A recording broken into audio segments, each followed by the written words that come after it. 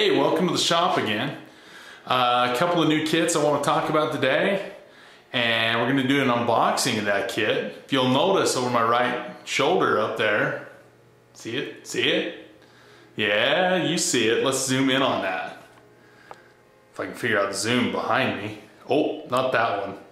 You're not supposed to see that. Don't look at that. We're looking at that one. MT4.18 Dromida. Forget you saw this. Yeah, you did see that. The new sawback from G-Made. We'll be unboxing that one too, but I actually have a pair of the Dromida cars. Got one of them on the desk right here. Take a look. If I can operate my camera right. BX4.18 and MT. We're going to take a close look at both of those cars. Stop looking at that sawback and forget about the Telluride. We're going to mess around with that later. That's for another video. But I want to take a look at these two new Dromida cars today. Dromida? Did I say that right? Yeah, I said that right. Ooh, look at here. You guys read that? By Revell. So we're not just a company making model cars anymore. We're making radio control cars. So let's cut these boxes open and take a close look. I'm gonna put you guys up on the tripod here and we'll dig into those two. All right, got them both on the table here. Let's open both of these and see which one we like the best. Now, what's really funny about this, when I told Dan, let's start with the MT first. Let's put the BX aside here. Monster truck. What's really funny, when I told them I wanted all these, I got more than I really bargained for, so I hope these turn out to be a good car. Take a look at what you get in the package.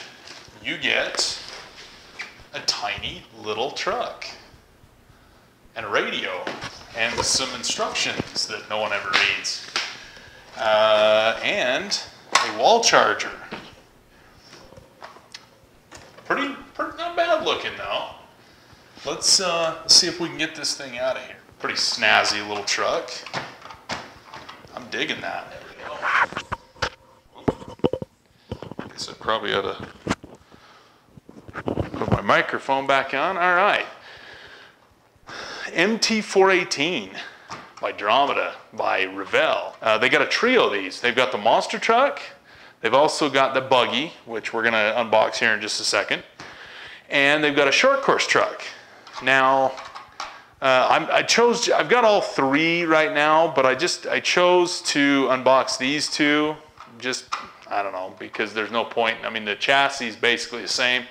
You'll notice the nice treaded tires here. Four-wheel drive. This is a four-wheel drive truck, shaft driven. Batteries in the car already. It is a 1300 milliamp. It is a 6-cell nickel metal battery. Four-wheel drive, front differential, rear differential. It is a four-wheel drive. We've got a 370 motor. It is not, obviously this is not a brushless car, it's brushed. 370, I mean that's pretty standard. Most of your 18th scale cars are gonna run this same motor regardless of whose sticker's on it. So, I mean as far as that goes, they're all gonna be pretty much about the same speed. But we've gotta check this one out because we need to know, is it durable? I mean, does it feel like it's a pretty good car? I had questions myself. Kind of a rubbery bumper, front and rear though, so it's going to resist impacts. There's no upper support, so I mean this is going to, I don't think it's going to break. that's a shock absorbing bumper is the key here. Something I looked up here about this car I was curious about. Prices of the parts. Parts availability should not be a problem. These are distributed by Great Plains, and they distribute a lot of your own and distribute a lot of your major brands, okay? Futaba, I believe they own that. OS Engines, Axial, HPI, let me see, Arma is another one that they've got. So yes, you're going to be able to get parts for these cars relatively easily. Any dealership, hobby shop, online sales store, anybody affiliated with Great Plains model distribution can get parts for this as soon as they're out. This is a fairly new car. I don't think they're quite out yet. Once they are out, though, anybody who is a Great Plains dealer, if they don't stock them, they can get them, okay? So not a big deal there.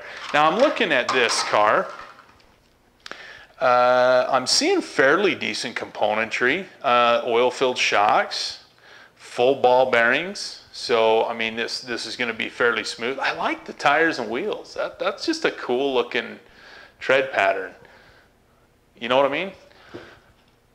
Feels like it's going to be a pretty decent car. And I'm looking at the plastics quality. You know, it's really not too bad looking at this thing.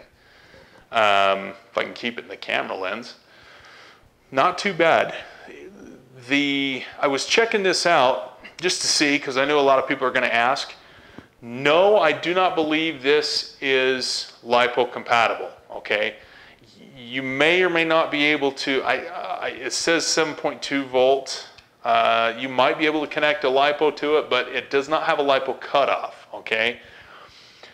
Something else that was of note, it's got a nice little Servo Saver steering servo here. The electronics package, this is waterproof. They're marketing this as a waterproof. Even says right there on there, if I can get the camera to focus, waterproof. So you can splash this around, have a good time. The electronics in this car are a sealed unit. You've got a joint speed control and receiver combo. The servo in here is a separate piece. So you can replace that servo. It's just a normal wire, a 3-wire servo. You can replace that if that goes bad. The downfall of the system is that the receiver and the speed control are all one unit, okay? What that means is, for guys like me that have my own, Futaba, maybe you got a Spectrum, maybe you got an Airtronics, whatever your flavor of radio, you're not going to be able to easily change this out and use your own radio system. Put your own receiver in it. It's a sealed unit. If you change the receiver and radio, you're going to end up having to replace the speed control as well, okay? So those of you going to brushless in something like this, or maybe looking at this for a brushless conversion, that's probably not going to concern you because you're going to change all that anyway. It may concern you if you plan to keep the radio in this car, okay? So be aware of that. Adjustable suspension, not toe. As you can see, the toe links, they're solid, okay? It's got a decent little Servo Saver on there.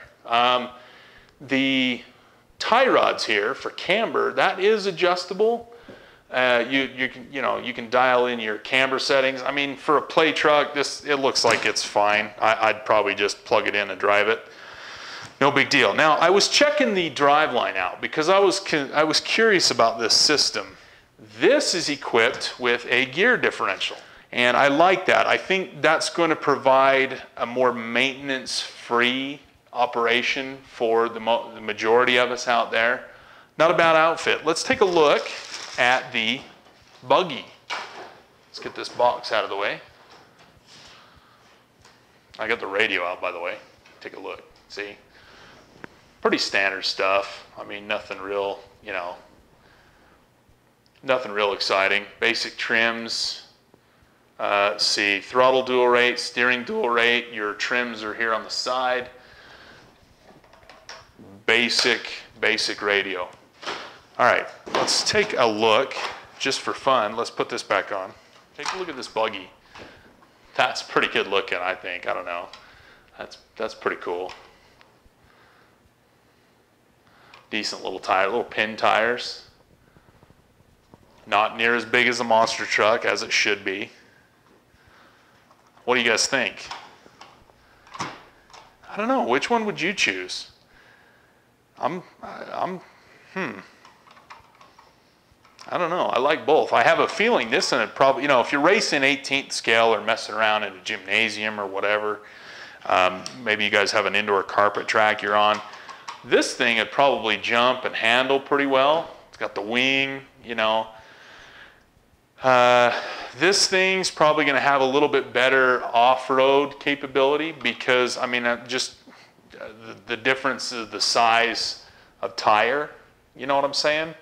So if you're running rougher terrain, if your kid likes taking them outdoor, I mean, obviously a kid's going to pick the one he likes the looks of, right? But this one's probably going to do, I mean, that much better in rough stuff, rougher terrain. This is going to handle and jump better, I'm pretty sure. So that's the Dromida four-wheel drive monster truck and buggy. You can find them on eBay, and we're probably going to put one of these through its paces. I want to see if this will hold up. I mean, the plastics look pretty good, they feel pretty good, but I'll probably pick one of these. I don't know, maybe I'll flip a coin. We'll flip a coin and go do some running and see if we can beat the crap out of it. So until next time, guys, happy motoring.